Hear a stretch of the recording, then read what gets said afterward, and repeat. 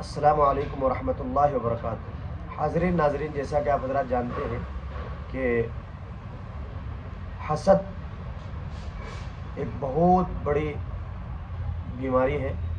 اور حسد کرنا بہت بڑا گناہ ہے۔ اللہ کے رسول صلی اللہ علیہ وسلم نے حدیث کے اندر یہ بات ارشاد فرمائی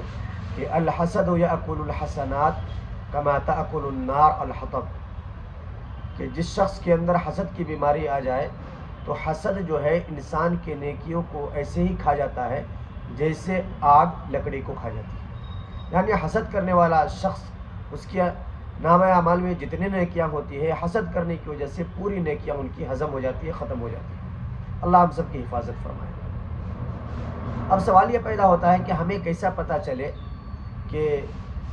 ہمارے اندر حسد نہیں ہے، ہمارے اندر سامنے والے ساتھی کے لیے جلن نہیں ہے،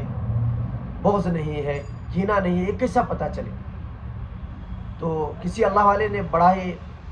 عجیب و غریب نسخہ بتایا ہے کہ جب تم اپنے سامنے والے بھائی کو خوشی میں دیکھو، اچھی حالت میں دیکھو، وہ دیکھو کہ وہ مسکرا رہا ہے، وہ خوشی میں ہے، اچھی حالت میں ہے اور اللہ تعالیٰ انہیں نواز رہے ہیں، تو ان کے نوازنے پر، ان کی خوشی پر اور اللہ تعالیٰ نے جو ان کو جو ترقی دے رہا ہے، اگر ان کی ترقی پر، ان کی خوشی پر اگر آپ کے دل کے اندر جلن محسوس نہیں ہو رہا ہے، بلکہ آپ کو بھی انہیں دیکھ کر کے خوشی ہو رہی ہے، آپ کے دل کے اندر بھی فرحت و شادمانی کے آثار نظر آ رہے ہیں اور ان کی ترقی کو دیکھ کر کے آپ کے دل میں جلن نہیں ہے بلکہ آپ کو بھی خوشی ہو رہی ہے، تو سمجھ لو کہ آپ کے دل کے اندر اس بھائی کے لیے حسد اور کینہ نہیں۔ اگر حسد ہوتا تو آپ ان کی ترقی پر جلتے اور آپ کے دل کے اندر ایک کڑھن محسوس ہوتا۔ کڑھن محسوس نہیں ہونا اور